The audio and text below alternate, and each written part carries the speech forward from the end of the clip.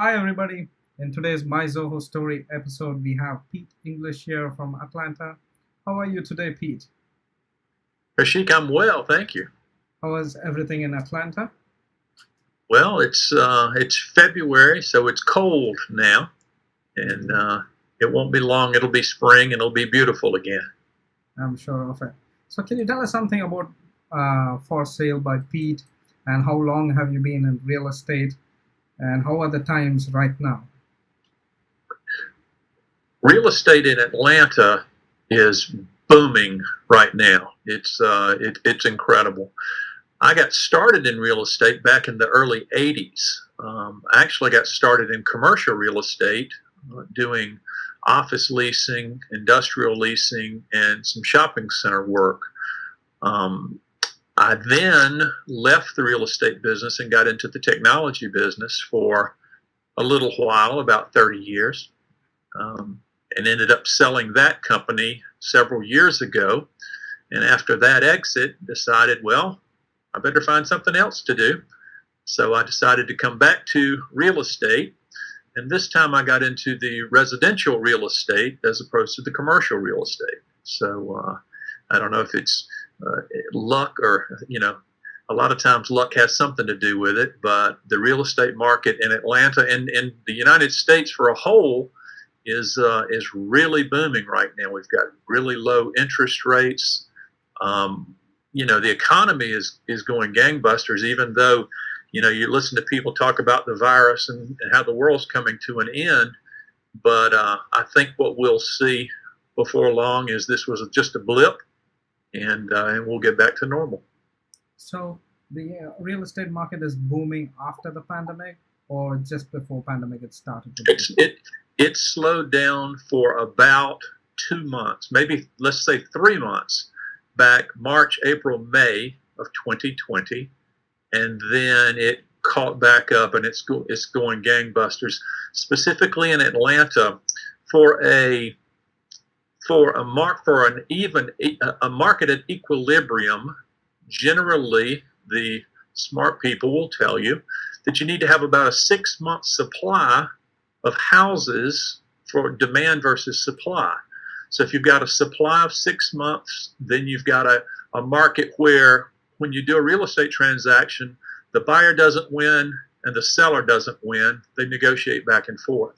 In Atlanta, as of the end of December 2020, we have less than 1 month supply of housing. So if you're selling a house in Atlanta, you're on top of the world.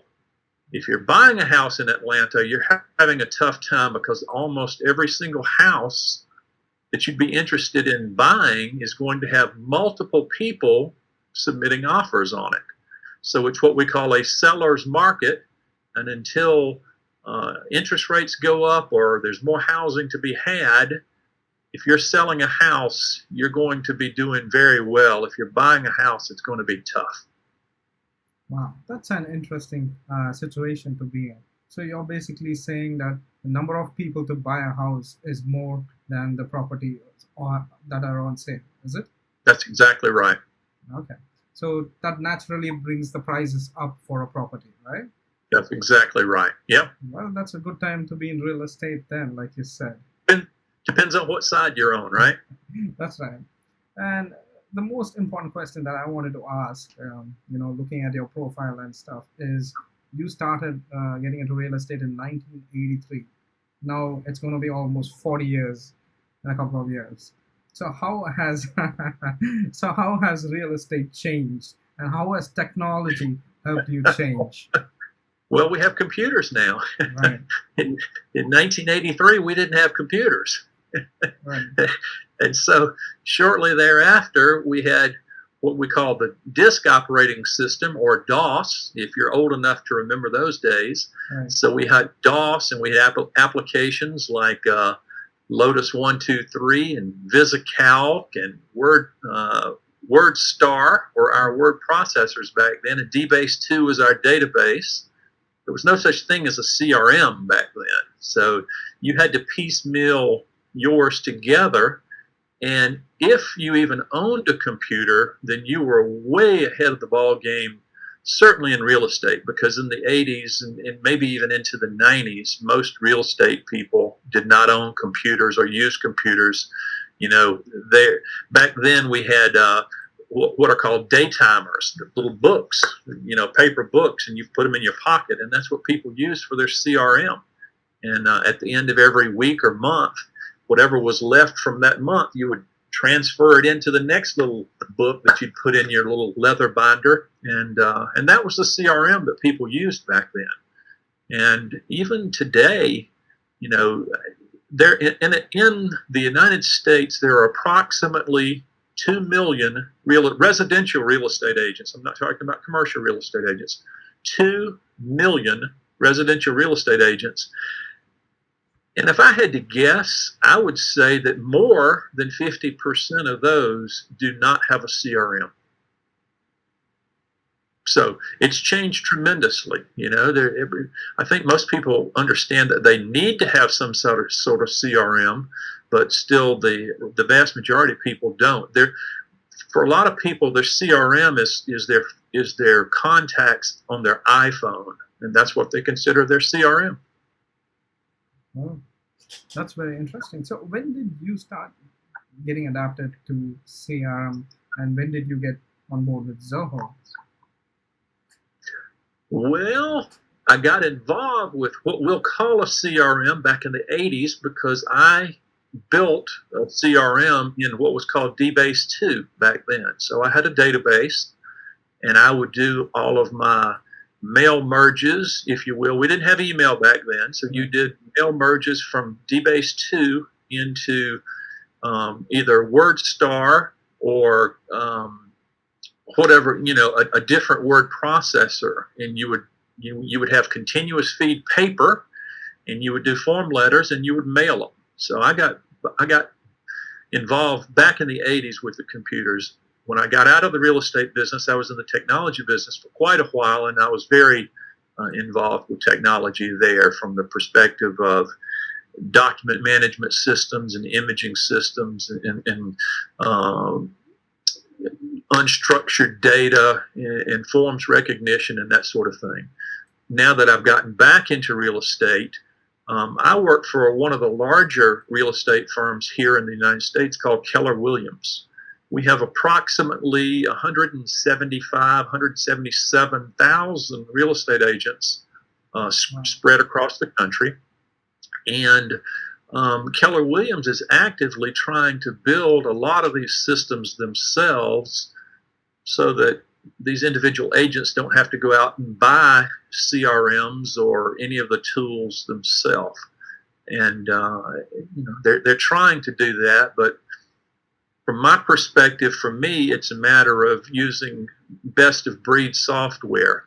I have been, over the years, involved in a whole lot of beta tests. I've been involved with alpha tests, and I understand the process of what that's all about. And I also understand what software developers like you guys at Zoho are expecting from people if they're part of a beta team. And I've got a business to run.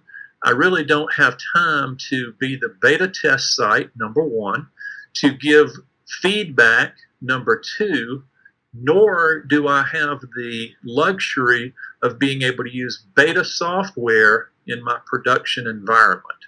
In my opinion, you use beta software in a sandbox, not in a production environment. And so I started looking several years ago at different CRMs.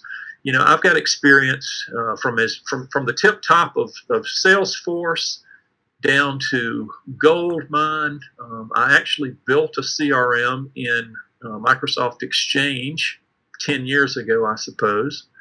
And so I've had the luxury of using quite a few different CRMs. When I got involved with Zoho, I looked at what were the needs that I needed, all right? And it wasn't just keeping up with contacts like a CRM does. I use the campaigns part of Zoho a lot. I use Sales IQ so that when I send these emails out, I can track people that come back to the website. And for people that have never used Sales IQ, they should take a look at that. It's pretty interesting on what you can see as people come to your website, and you can track that sort of thing. So what I have seen with Zoho is the number of modules. You guys have what, like 45 modules, maybe close to 50 modules now. Apps. Yeah, that's right.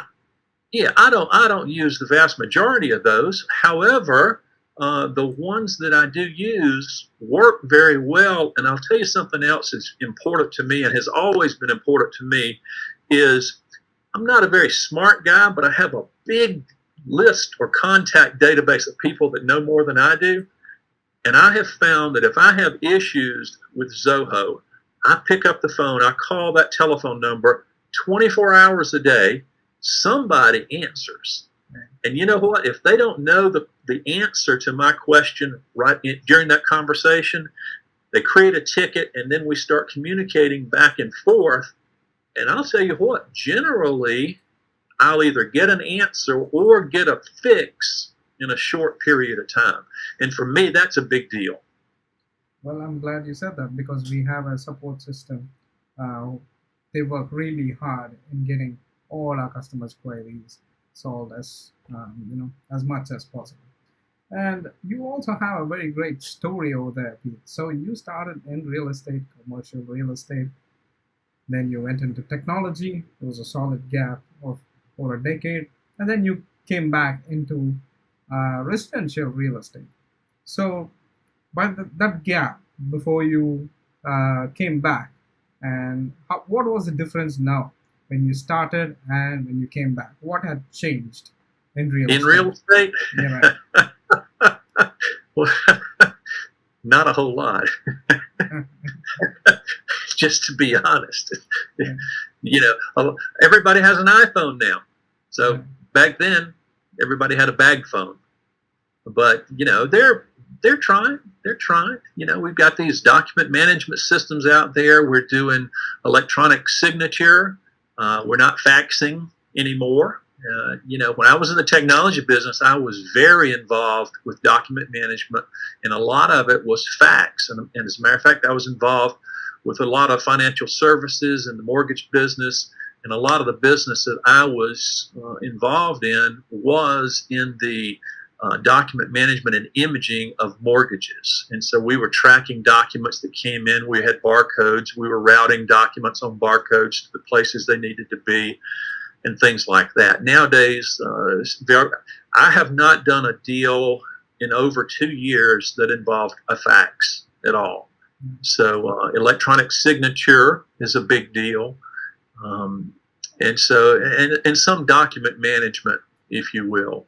But I would not consider residential real estate to be the cutting edge of technology. got it. Well, you're just saying that the technology has smoothened the process of getting things done in real estate. Absolutely. I mean, the tools are there, and the tools work for the people that will use the tools. And so, I have found, especially, as I said a minute ago, with the Zoho tools work, and they work well. And for somebody that will use the tools, it allows someone like me to scale an operation. Whereas the things that I do today with the Zoho tools, 15 years ago would take 3 or 4 or 5 people just to do, just from a marketing perspective, from a web development perspective, from a CRM perspective. Zoho is integrated into third-party dialers, so you can hit a button, it'll automatically dial the telephone for you.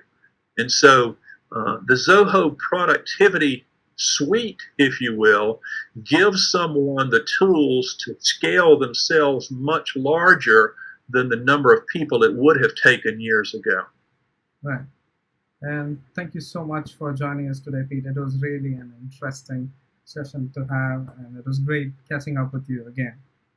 Good. Well, I'm glad to help you out. And, I don't know if people know this, but Zoho has a real estate, special interest group, on and using some of the tools. And we have the ability to help each other. And that's one of the things that I participate in with Zoho And I appreciate you guys doing that sort of thing, because I know your goal is to support all of the different verticals, whether it's real estate or insurance or horse racing, I suppose. But anyway, I appreciate it and enjoy working with you guys, and look forward to the new enhancements that are coming down the line.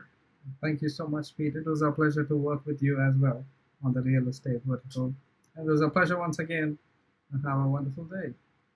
Good. Thank you, Kashif. Thank you.